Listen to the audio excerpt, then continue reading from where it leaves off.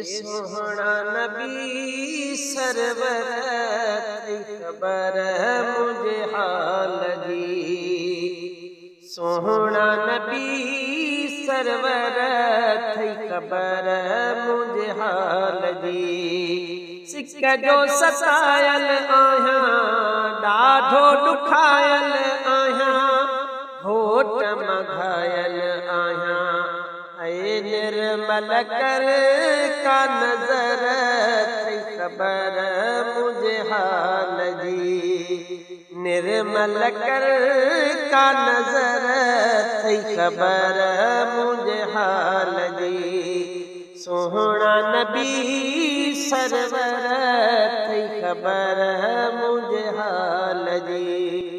है नीर अखिन माहारे हरुआ दो ओखे सजन घड़ो सारे हरुआ दो। नीर अखिन माहारे हरुआ दो ओखे सजन घड़ो सारे हरुआ दो।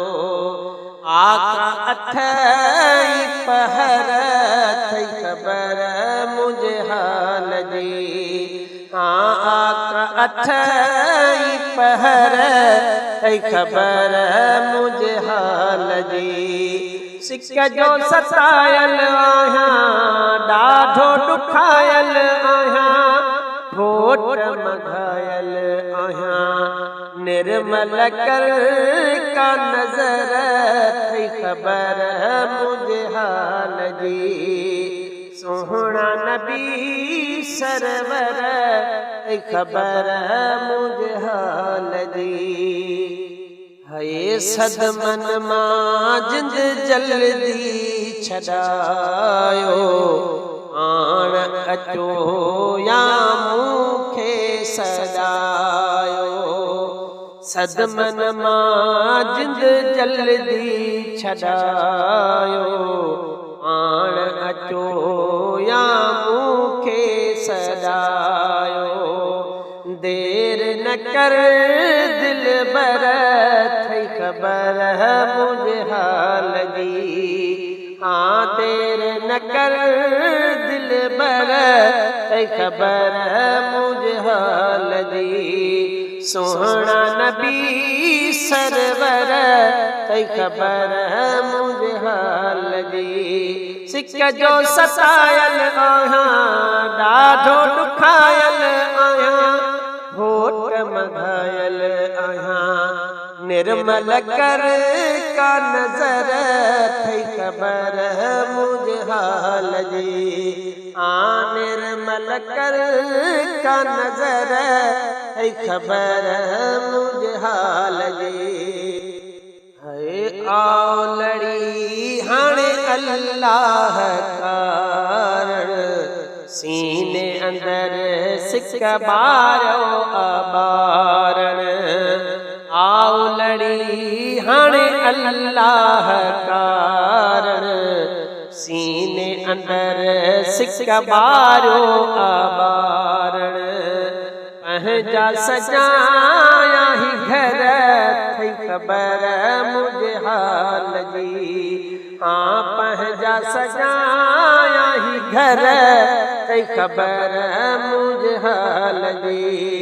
सिक जो सतायल आहियां ॾाढो ॾुखायल आहियां घोट मघायल आहियां निर्मल कर का नजर थी खबर मुझे हाल जी।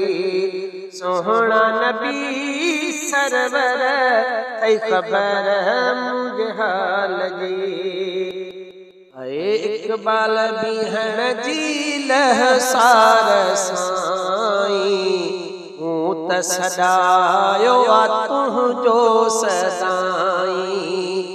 इकबाल बिहण जी लहसार साईं मूं त सॾायो आ तुंहिंजो सदाईं। आहियूं अव्हां जानो कर थी खबर मुझे हाल जी। है आहियूं अव्हां जानो कर तई ख़बर मुझे हाल जी सोहना नबी सरवर तई ख़बर मुझे हाल जी सिक जो सतायल आहियां ॾाढो ॾुखायल आहियां घोट मघायल आहियां निर्मल कर का नज़र तई ख़बर मुझे हाल जी सोहना नबी सरवर तई ख़बर